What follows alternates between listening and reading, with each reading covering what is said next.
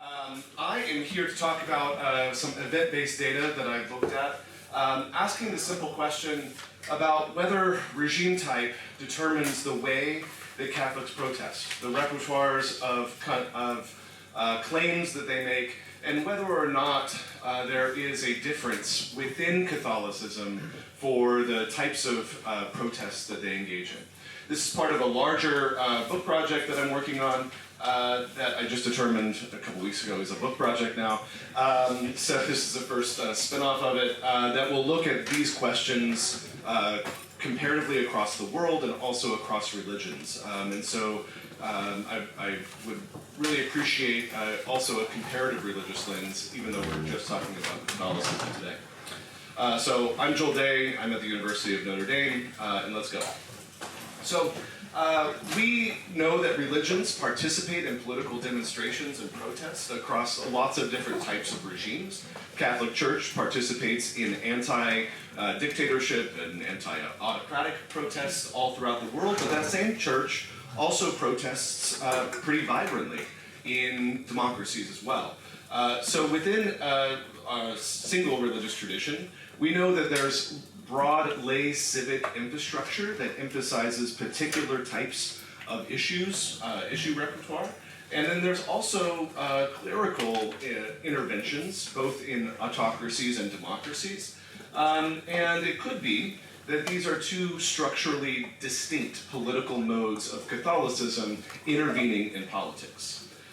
So I ask a simple question, well, not simple question, I ask a fundamental question, and that is, how does regime type condition the political behavior of Catholicism?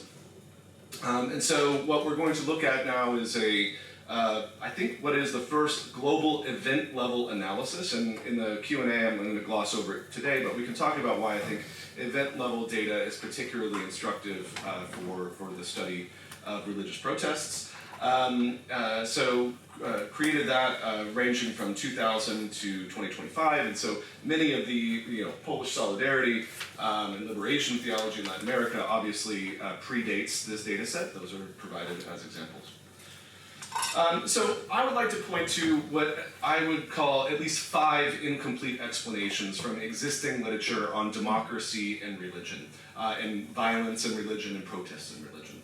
The first group is what I would call the democratic agency group. There's a lot of names on here that you would recognize, but most of this would treat religion operating as a pro-democracy force as fairly unitary, very few actor disaggregation, like between laity and clerics, for instance. Casanova and Huntington, of course, famously do not disaggregate what we mean by the church, and it could be that the church participates in democratic, pro-democratic movements in different ways depending on who it is that is speaking. Secondly, that's a pretty wide understood literature coming from Wuthnow and others that establishes that there is indeed a lay and clerical split, but a lot of that work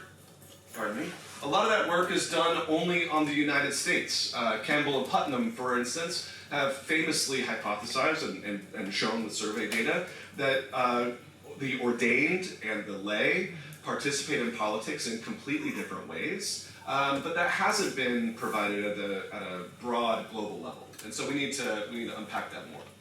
Others hypothesize that the Catholic Church in particular has an influence on policy, influence on electoral politics, and that moral authority is the exercise of Catholicism in public, and yet this hasn't been tested on things that are like the most public political theologies out there, which are demonstrations and protests. In fact, there are far more demonstrations and protests than there are elections, right? There are fairly few elections to test, like Grimald Bousse's moral authority argument. Next, we have a group that would say, well, they're global politics, that Catholicism is re-engaging and religion is re-engaging with the world, and then Norris and Engelhardt famously say that's not really re-engaging in the world or resurging. But I would like to also point out that this group, this debate between Toff, Philpott, and Shaw, and Norris and Engelhardt, would say that this is far over aggregated, right? There's no actor level disaggregation, and it really doesn't look at this empirically with large N data. Finally, Appleby, Scott in the back, Philpott, and others would say that religions participate perhaps in protest movements in an ambivalent way, and I think that that's right. But what I would push us further on is that perhaps Philpott and Appleby and others in the ambivalence literature really focus on the agency of religious actors to participate in politics in particular ways and their choices. What I would say is that perhaps structural conditions are more important than agency, and I'm going to unpack that a little bit more now. So in essence, the literature misses a structural account by which Catholic voice mobilizes and under what regime conditions that happens in. And so the theory that I would hypothesize is that the Catholic Church operates actually very differently between lay and clerical, and that regime context really matters. Lay civic infrastructure, what I mean by this are faith-based organizations, Catholic civic groups that are not ordained, and clerical and institutional hierarchy, I would say, are Vatican voices, the ordained, episcopal conferences, bishops, and so forth. So I would say that regime context actually is what determines whether the clerical voice is exercised or the lay voice is exercised. And one of the mechanisms that we could hypothesize here is that lay voices tend to be more quashed or repressed in closed spaces, in autocracies, and that what's left is a residual of the most problematic for the regime to silence. And these are people with more legitimacy, and you could say that bishops and clergy may be more insulated from political repression than lay networks. And so we could say that the institutional church is surviving where lay infrastructure is not surviving and being repressed.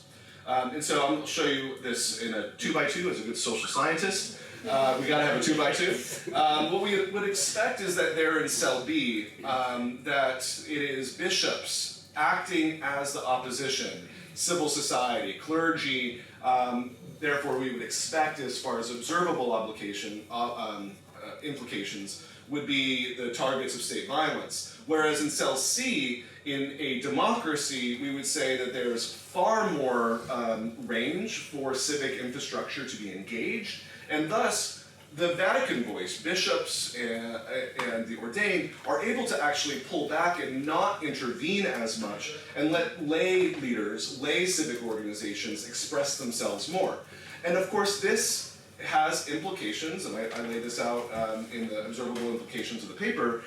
This would indicate that if there is more choice, lay civic infrastructure repertoires may be different than that of clergy operating within autocratic environments. I hypothesize that clergy are going to operate far more within the Catholic social teaching voice, within civil and human rights voices, and pro-democracy voices, whereas lay infrastructure and democracies are going to push not on pro-democracy issues, but rather on cultural issues. This is where the kind of cultural Catholic voice comes in. And so the hypotheses, I'm going to actually go over them very quickly here, but that lay repertoires of violence do concentrate, concentrate in democracies, and that institutional protest concentrates in autocracies. Catholic social teaching will then operate within the institutional voice in autocracies, whereas the cultural war repertoire operates within that cell C. Clergy, as a outcome of this, should, if my theory is correct, disproportionately bear the brunt of repression by both armed groups on the margins of autocracies or autocracies themselves. And the Catholic protest, if clergy are actually doing more in closed autocracies, then we should expect that if you measure this with Catholic population share, Catholics should over-represent themselves in protests in democracies because you've got a small few number of clergy doing a lot more of the work. And so as far as the N goes, the number of protests goes, they'll over-represent themselves, if I'm correct. Okay, very briefly on the data, what I did was scrape all of ACLID, which is 2.7 million observations globally within 20 years of protest data, and what we find is about 5,000 events that are Catholic-driven, Catholic-led, and out of time I'm going to go over this, but we can ask questions about the data and the method if you'd all like. Okay, here's findings. The findings are confirm most of my hypotheses that we do find massive bifurcation by regime. Catholic protests in liberal democracies are overwhelmingly about abortion and culture war issues, whereas protests against the regime, against the police state, expand a lot within closed autocracies. We find also support for hypothesis one, that regional splits, so if you actually disaggregate this by region, we find that there's an institutional voice happening in places where you might expect more autocracies to, or where more autocracies exist, and lay protests in areas where there's overrepresentation of democracies. We also find support for hypothesis two, that there are distinct doctrinal repertoires. Lay voices lead culture war protests and demonstrations, whereas Catholic social teaching tends to pop up in places where there is repression in autocracies. Also supporting hypothesis two is that if you are able to disaggregate this by country level, the logistic regression findings also hold between institutional and lay. So it's not one country that's driving these results. We find support, like I said, for hypothesis four, that there's sublinear scaling for the Catholic population. There's overrepresentation of Catholics, in other words, in places where there is more autocracy, but less Catholics overall as a share of the population. Finally, we find support for hypothesis three, that clergy are overwhelmingly repressed within autocracies, that priests, catechists, nuns, bishops, seminarians, missionaries are overwhelmingly targeted by armed rebel groups and by the state in their protests and demonstrations. The state targets in these particular countries, the state is targeting the institutional Catholics, Myanmar, China, Nicaragua, Vietnam, those places where you might expect there to be repression. I'm going to skip over this, I can go back to it. So just to conclude, our findings show, these are some of the cases that are mapped onto our 2x2. The United States, there in cell C, we have almost 800 events. A lot of them are anti-abortion. Culture war infrastructure is existing in the United States. In Italy and Poland, we find vast lay participation. And in autocracies, we find vast clergy participation in protests and demonstrations. And so, perhaps in Q&A, I can unpack a little bit more of some of the implications of this. I think it says something that the unified Catholic Church, the universal Catholic Church, is so bifurcated in the way that lay and clergy participate in their public voice. And I think that that has a lot of implications for what the Church could and normatively should be doing in order to support clergy who are experiencing a brunt of repression in autocratic regimes. But I think we're out of time.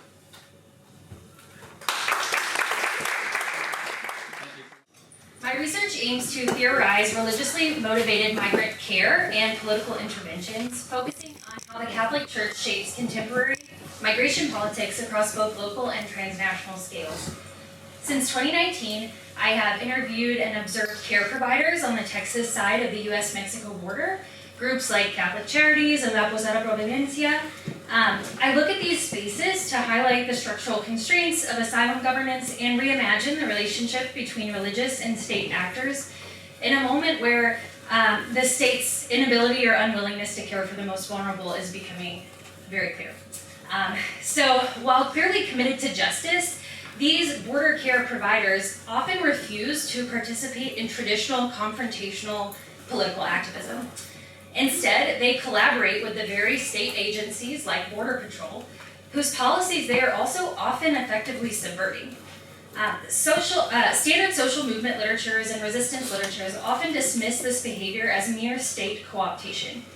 In the case of the Valley, I argue that this is an analytical framework limitation and not a care practice failure.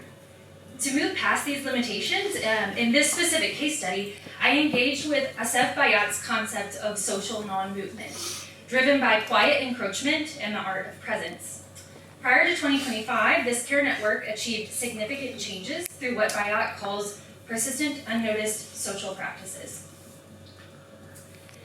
So the Valley of Texas is a major immigrant transit sector, and my fieldwork between 2023 and summer 2025 included interviews and participant observations at various faith-based and secular shelters, as well as local youth detention centers and with local law enforcement.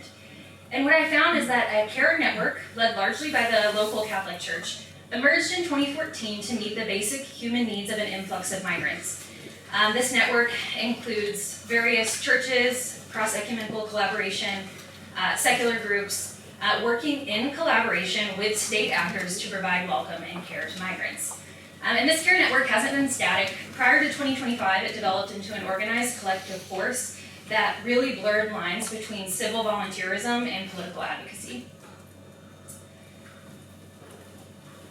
When we look at this network through conventional lenses employed in resistance and social movement literatures, we run into three major problems that Asef Bayat outlines in Life is Politics.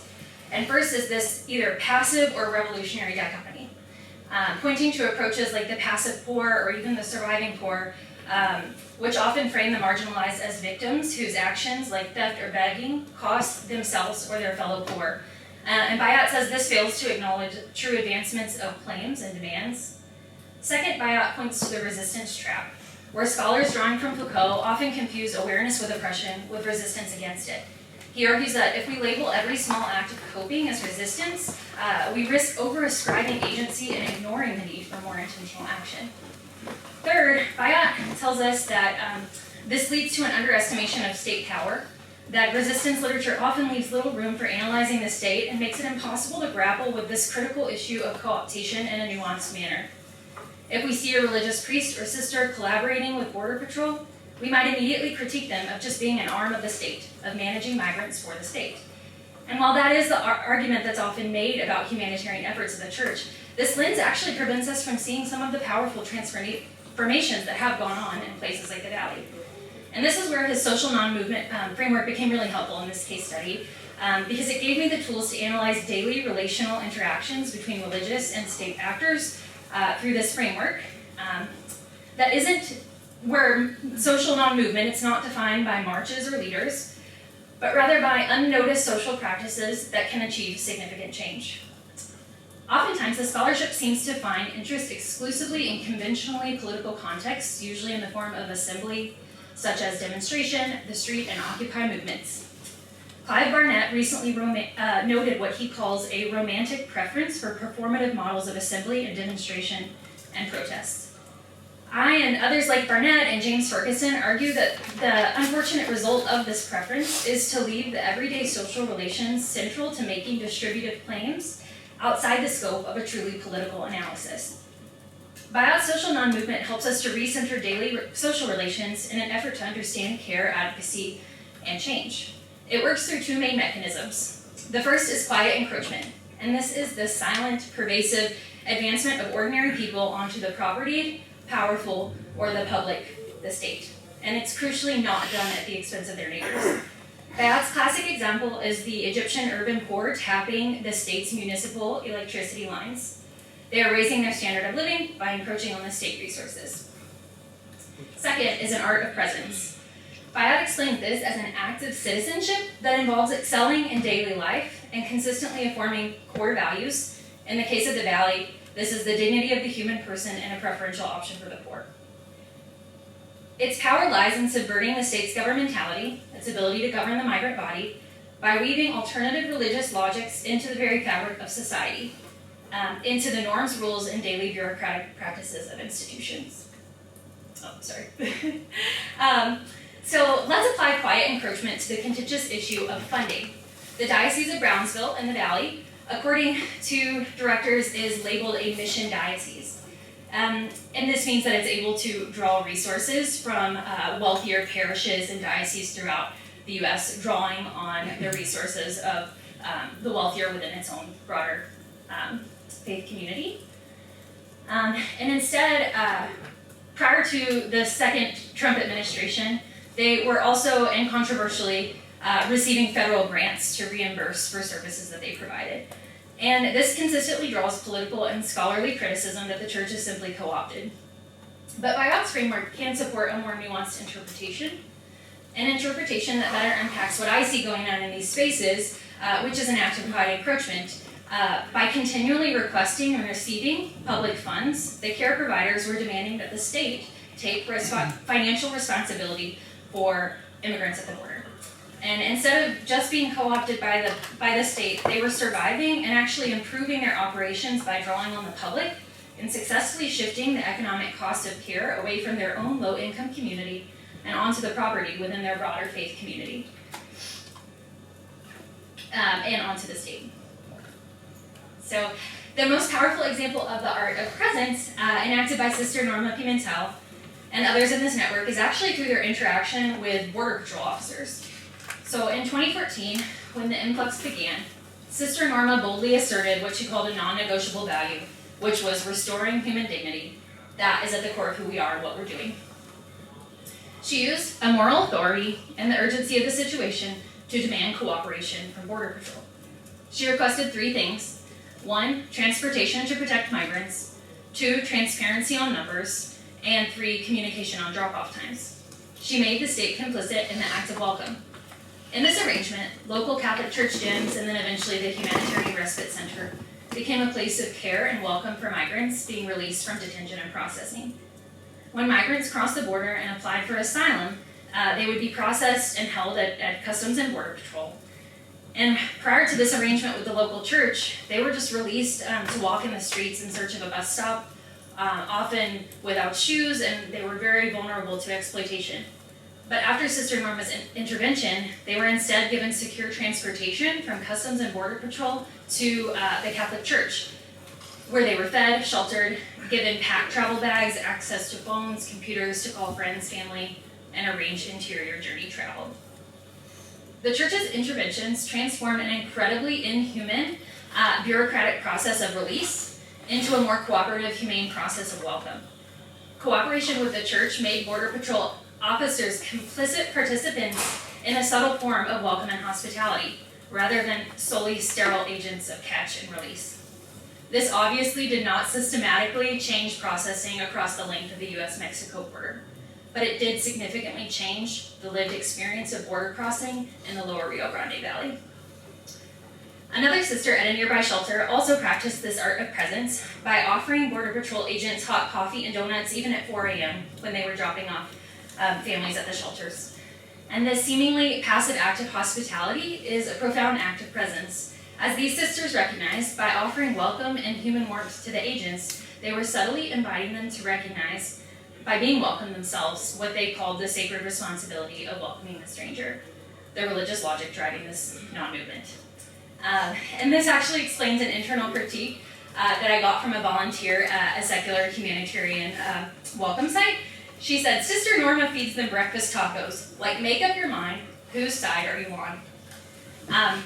The volunteer saw this care for the agents as a contradiction, but Biot's non-movement perspective would classify this as a strategic blurring, weaving the logic of care slowly and welcome into the institutional processes of detention and release. And these dignifying interactions seem to have led some state actors, like the local chief of police, to enforce the state differently. In an interview, the chief of police told me, "We are a city of law and order. The valley is big in law and order. But at the same time, we're human beings. We know until where the line is. I guess that's the line where we put our badges to the side, basically, and say, you know what, this is too extreme." Biot's framework helps us move past the rigid dichotomies that have kind of always muddled an analysis of this sort of network. It reconciles contradiction. We no longer have to label this work as purely active or passive, as purely civil or political. We see that the quiet encroachment on state resources and the art of presence with state interaction are two sides of the same incremental disposition of resource claim making. It allows us to shift the critical question from, are they being political enough, to are they resisting the state's attempts to neutralize a mandate for care? And lastly, it highlights subversion. The consistent, quiet assertion of religious logic and human dignity at the state's doorstep does act to subvert the state's governance. By maintaining an operational excellence and moral high ground, this religious care network successfully infiltrates the border regime with norms of care, diminishing the state's power to reduce human mobility only to a mere security crisis. And what this case study ultimately reveals is not just a story of local resistance, but a fascinating institutional mechanic. We see a religious actor that refuses to be relegated to quiet, passive, compliant charity.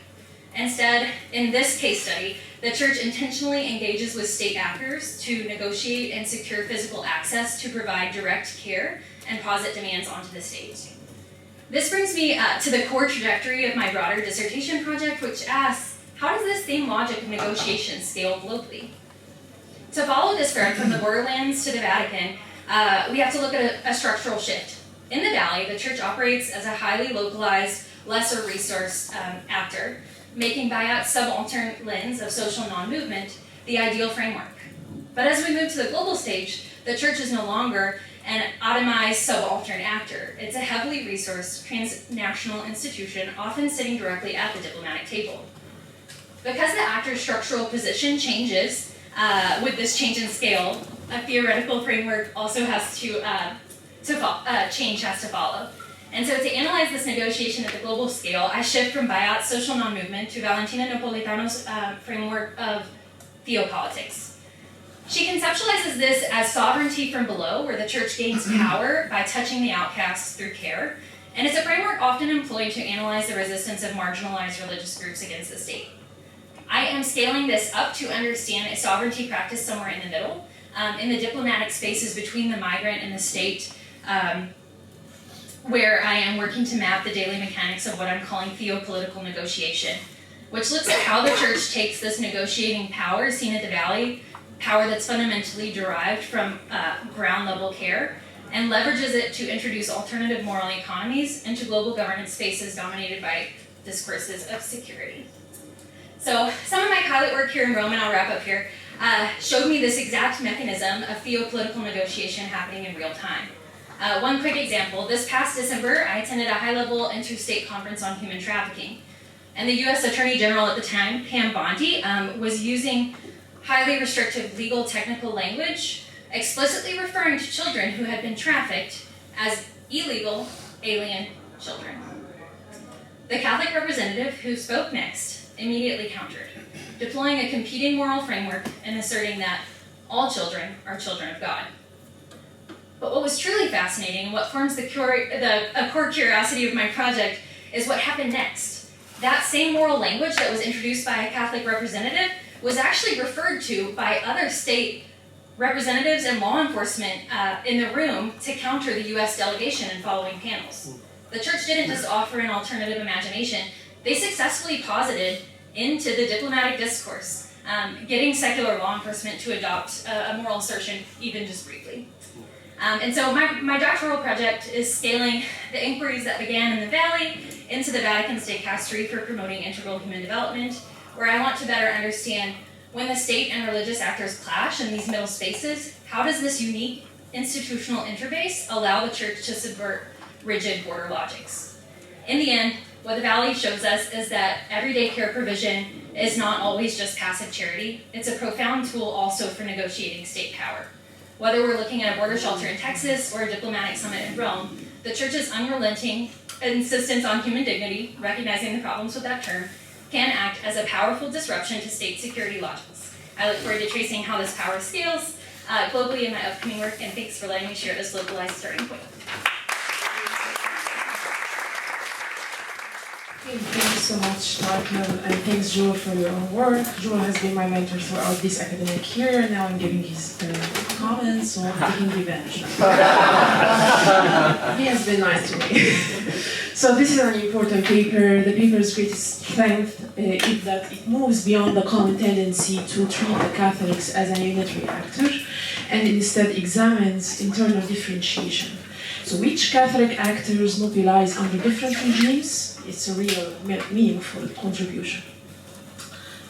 But yeah, I have maybe as we agreed, Joel, that we are thinking partners here. So these comments I will be acting as reviewer too, because it's relevant to maybe to the idea itself and also to the methodological things that I also have comments here. So is it really a causal relationship or correlation between the regime type and Catholic actors? Have you tested the correlation? Is it too high? There is a difference between a context and a causal relationship, right? So this is also a question, whether religious type and who is actually is active, lay actors or Catholic churches.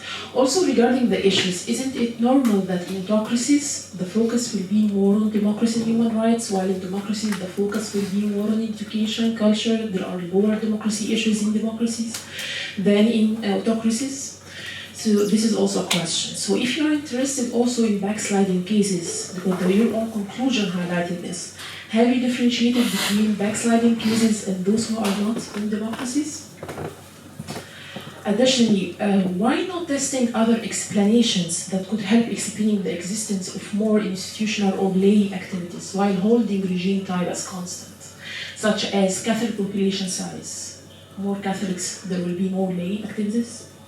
Also state-religion relation, also secularism, the degree of secularism in the country. Also religious competition. So I didn't see like any, or you engaged with the literature, but I didn't find that in your own model as well, whether still the regime type is a strong explanation for why we are having institutional lay activities. Also, you are dealing with Catholic churches as constant among all autocracies and democracies. So have you found variation among churches inside each type of regimes? Catholic churches are not the same in their stances because they differ in several factors, even in the same type of regime. I don't know if you checked the work of Lotfy 2025. Yeah, it's not I'm not saying this to cite me, but you have to. So the Catholic Church in Venezuela, DRC, or Philippines are not the same as those in Rwanda, Poland, or Hungary. The Vatican may be centralized, but political Catholicism is not. So there might be differences among autocracies regarding the Catholic Church work. So table 1 also does not show the percentage of the two actors, institutional or lay. You only presented the Catholic Protestant percentage in each type of regime, but you didn't show us the differences between the institutional and lay in this table. So if this exists, this will help identify the variation inside each of these actors in each of these regimes. Hence, the implicit assumption is that institutional church has to act as a residual opposition because it cannot be suppressed as easily as lay actors is not really true. The Hungary case, for example, shows a different response, so the structural opportunity argument thus needs more explanation why institutional actors specifically choose to mobilize in autocracies rather than simply going quiet alongside the lay actors. So the theory needs a more explicit account of what determines whether the institutional church becomes residual oppositions, like in Nicaragua, versus compliant ally, like in Hungary, or even silent in Rwanda.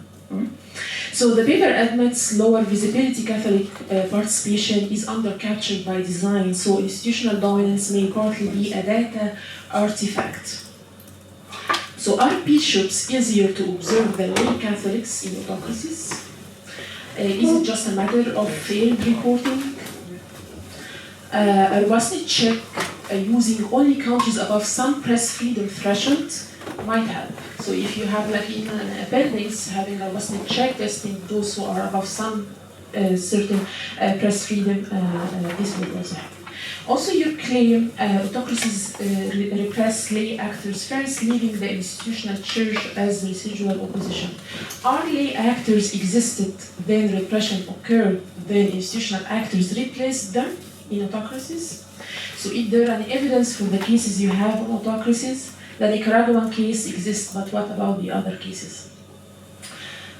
For the regression tables, I see only the odds ratio, but I didn't see the p-value, the significance. So which of these actually are significant and which are not.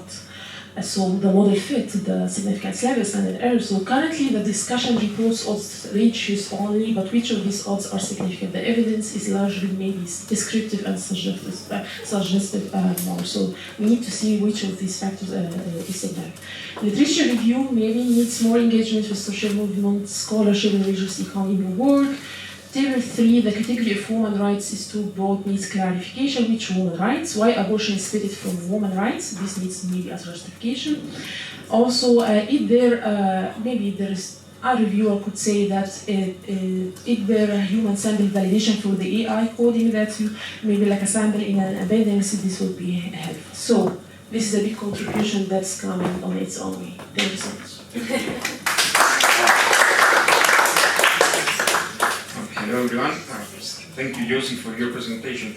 I have to say that maybe it is a sin to say this here in this city, but when you study Catholicism, you really wonder what is Catholicism, because you have so many positions and only one single institution, so it is really complicated to figure out all these differences.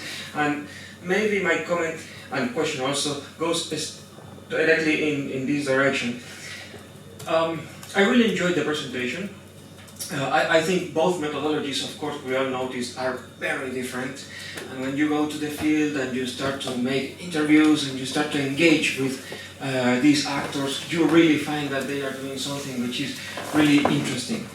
But my comment and also question is more regarding the problem of internal difference.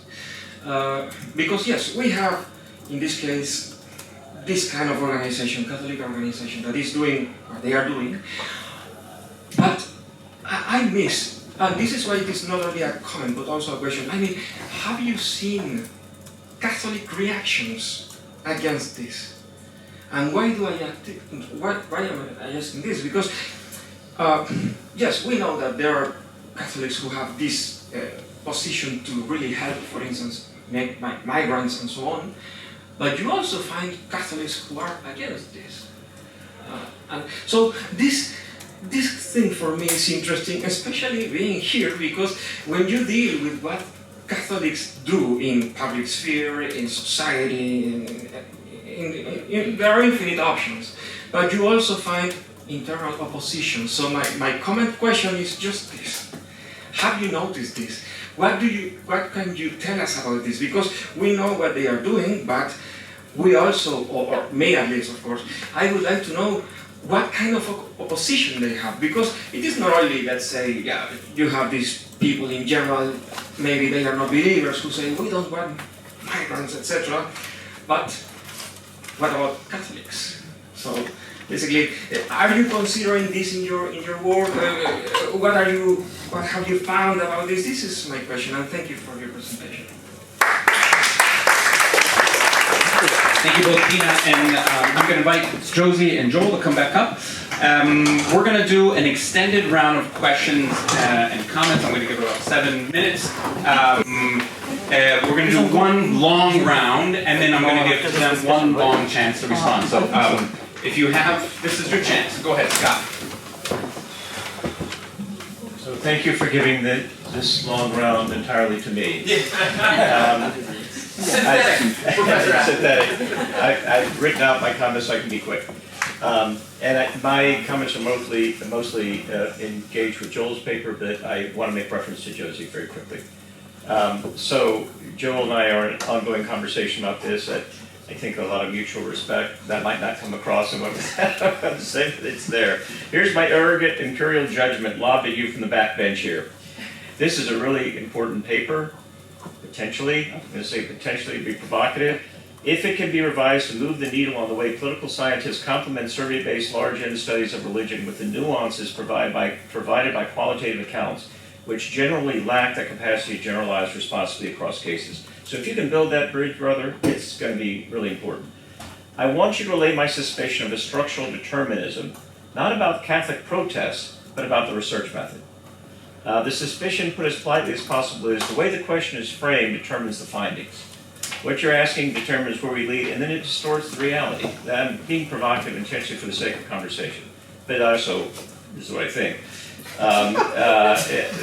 So one way to relay this suspicion is to explain the data set, if you have a chance for us, better, and you do in the paper, but maybe say a few things now.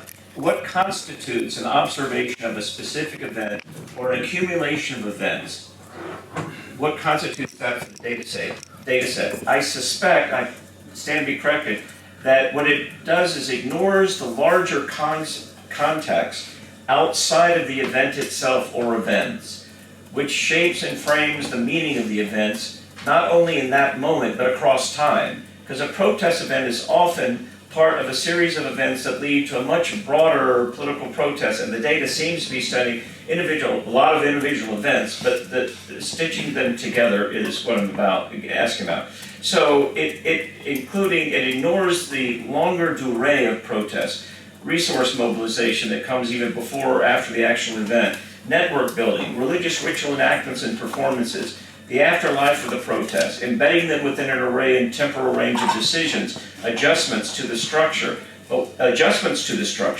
which is your theme, but what the structures are helping us to understand are the options available to the religious actors, their agency and their decisions, their resulting shifting tactics over time that reflect religious ambivalence about what God the sacred commands or allows or forbids, which itself is enacted in dialogue with political ambivalence about what the regime structure allows or what costs it exacts.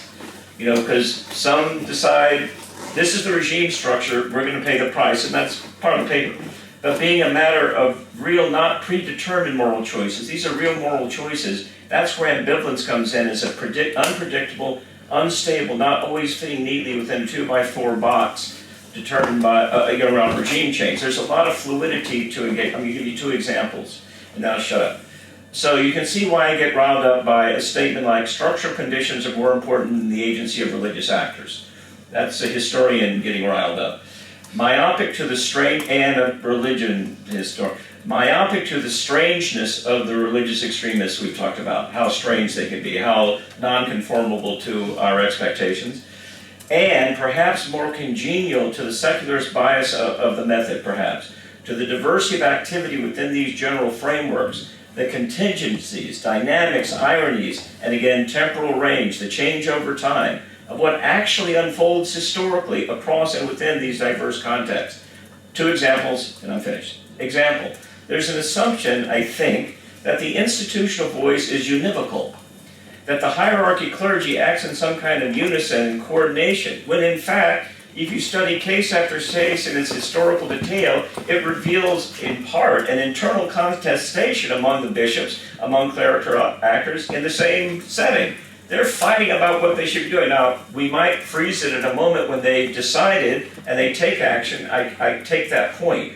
But to present them as kind of a univocal actor, I think, again, does not speak to the nuanced, dirty, ironic reality of what's going on. The Catholic bishops in Mindanao, in Poland, in the United States, if you look at these cases on various issues, whether it's abortion or migration, they are internally divided, and they do get brought into closer agreement. This may be where lay mobilization becomes more powerful for the topic than, that is, the relationship between laity and clergy, those two layers, how they bounce off one another in determining how to respond in a particular context, because I'm going to say in a moment, they're both responding in both of your contexts.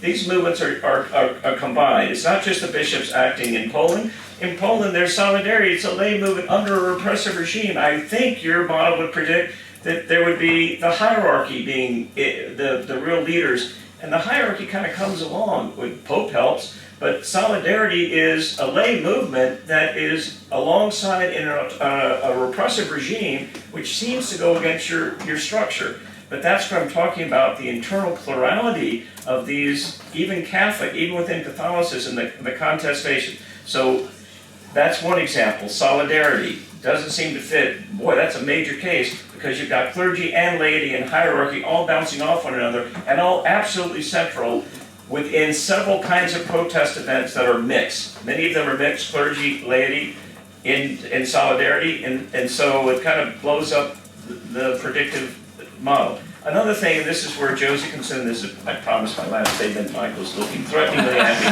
me, is that in the US case, there are, you can say, no, Scott, as with everything I've just said, you're all wrong, you're wet, you're a backbench, shut up. And that is that you know, the mobilization at the borders with the masses, US-Mexico border, these are not just the bishops, although the bishops add a certain so I don't know what kind of regime we call the US right now. Once we called it democratic. Let's pretend it's democratic. That again pushes against Joel's model, I think, in that what you have is the Border Mission Control and all these NGOs. These are lay, but largely lay run, right? And then you've got a bishop, you get the bishops. My brother works trying to bring the bishops and the laity together, and he succeeded in this latest thing.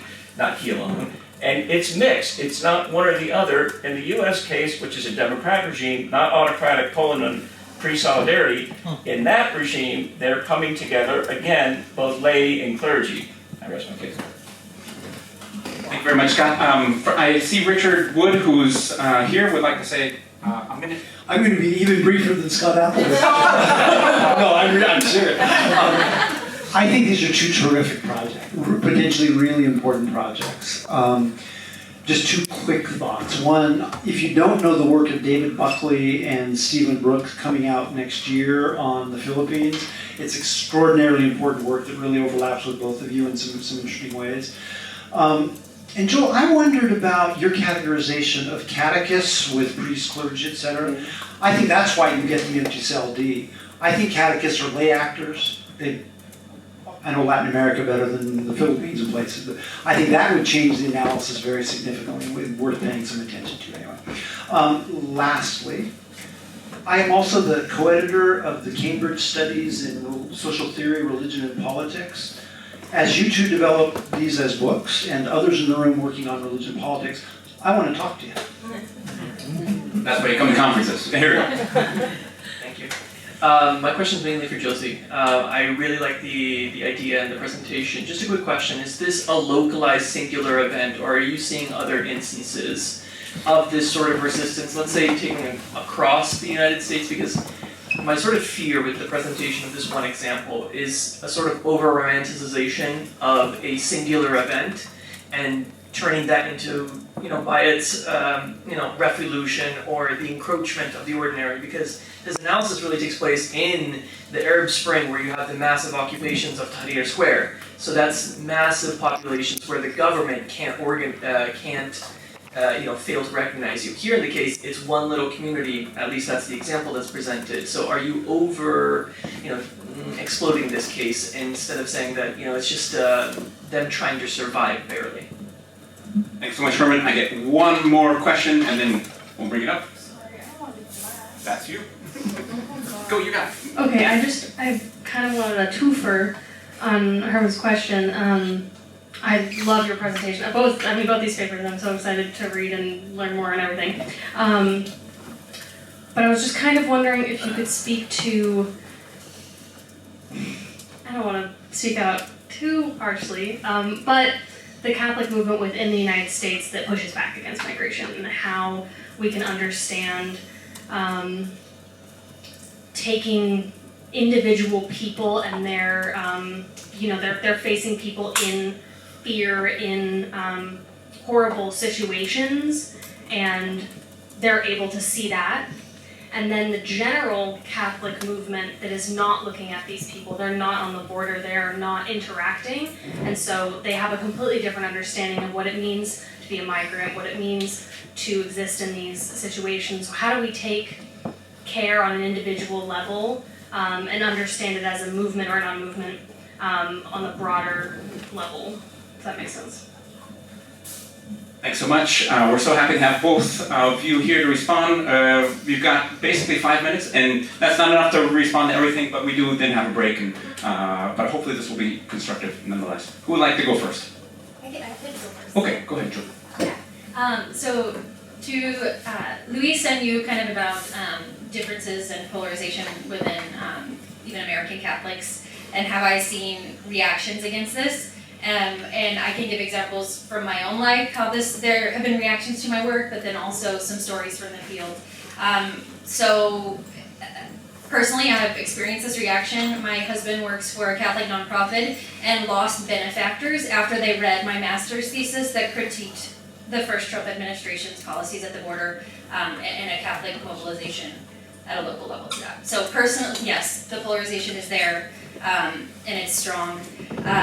And then I'm also thinking we can see this happening like very publicly on, between Vance and Pope Leo, and Vance telling Pope Leo, like, stick to the moral, don't deal with politics, which is just problematic.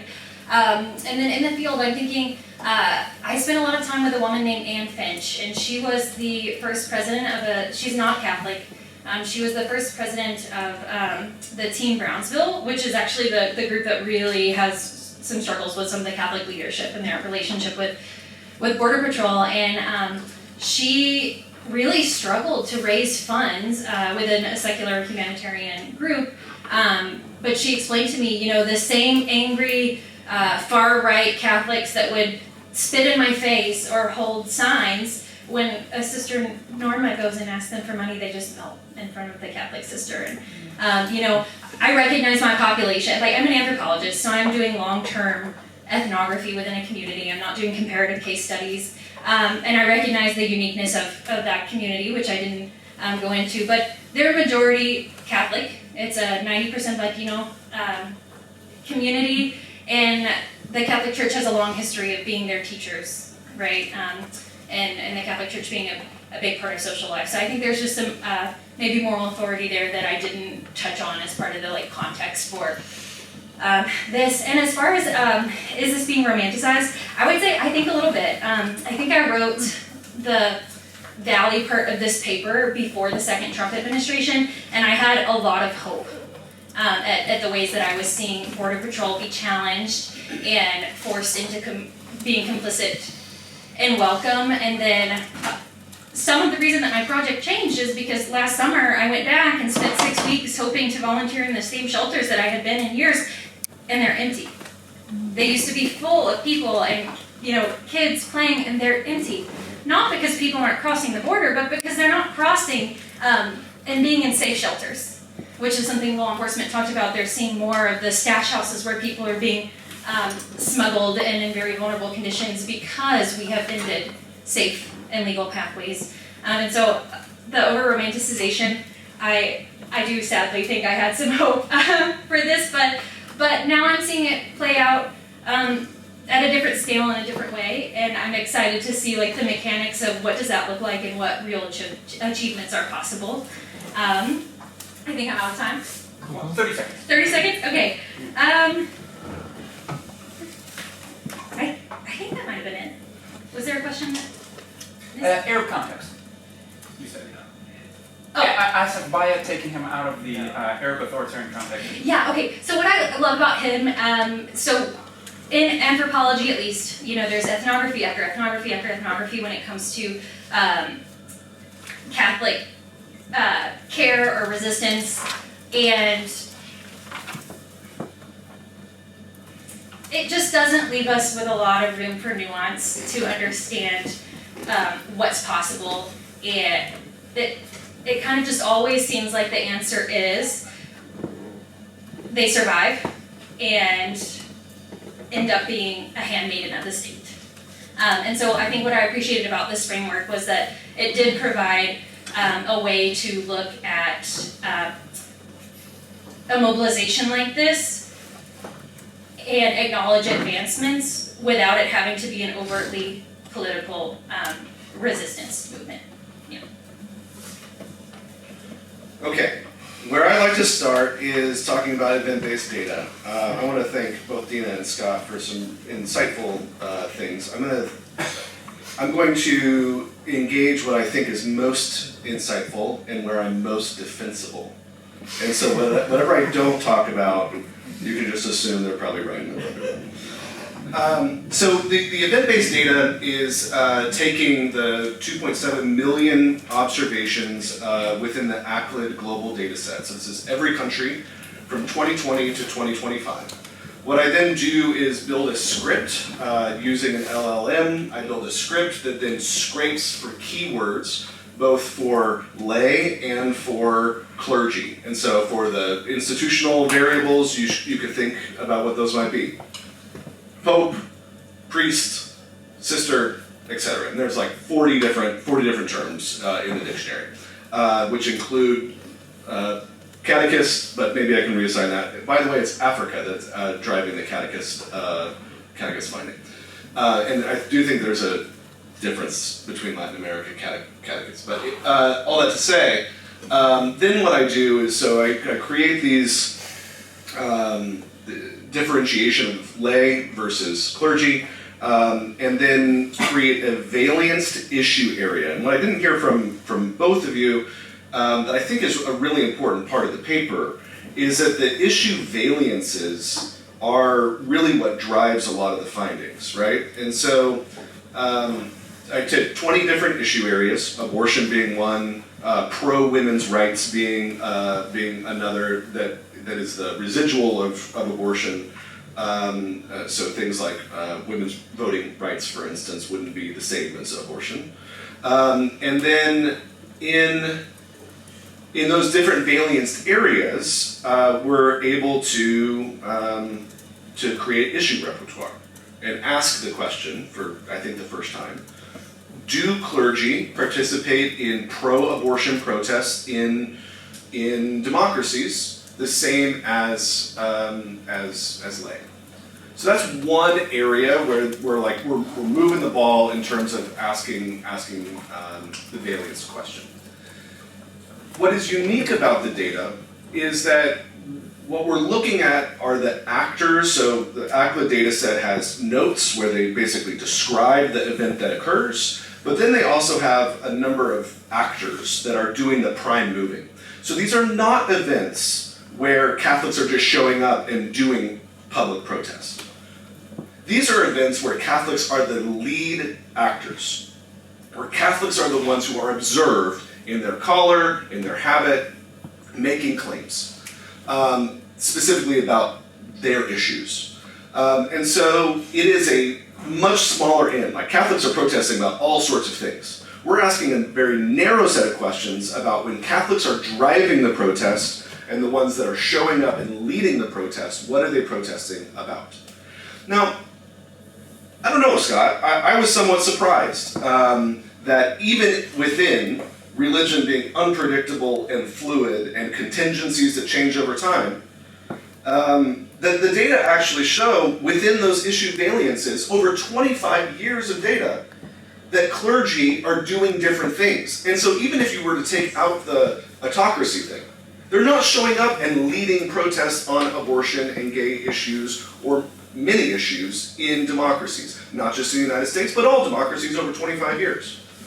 So when you say that there is not unison, I think the data bears out actually there is. And there wasn't expectation necessarily going into it, but the fact that the data show that there is a consistent issue repertoire profile between clergy and lay is interesting, and I think that is even more pronounced when you look at the other actors that are protesting in democracies and in autocracies, right? The data this is not what did we talk about?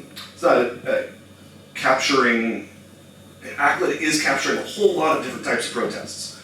ACLA is capturing non-Catholic actors doing a lot of protests, and then it's also capturing a whole lot of Catholic clergy doing things. So, what in essence, in response to Lotfy, we should find in the data, because it's fairly consistent in other ways, that if non-lay Catholics were showing up and doing things in the name of their religion, the ACLA data captures that. It should show that. And there is silence in autocracies. It's capturing other political actors doing things in those same autocracies, so it's not a reporting issue. There is a marked difference, and this is not a statistical, I mean, I do one OLS, but it's all descriptive. So the causal issue is fairly non-significant to use causal language. I'm not making a causal claim, I'm not making a significance claim. What I am saying is that there is a observable trend over 25 years that clergy are doing something different than lay. And we could hypothesize that there's different degrees. By the way, I control or test the robustness of BDEN by looking at a scale. So all the way through the most extreme autocracies on a linear scale, all the way through the most liberal democracies, and the same findings hold. The absolute robustness there. And so I think that there is a real structural question to be asked. I'm going to continue pulling that thread, Scott. But I do think that there is such a trend within lay and clergy that I do defend and rest and say, I think that there's more unison than we've thought in the past. There's more unison between the lay doing culture war stuff and clergy doing not culture war stuff on purpose in democracies and explicitly not using their political capital in very repressive places that have mandatory abortion, for instance, right? In China, great example of this. There is no pro-life protests happening within China. There are pro-life protests happening in China. They're just not led by the clergy. The clergy are protesting about open access to freedom of speech. They're protesting about other Catholic social teaching issues. I think that's responsive. Thank you so much.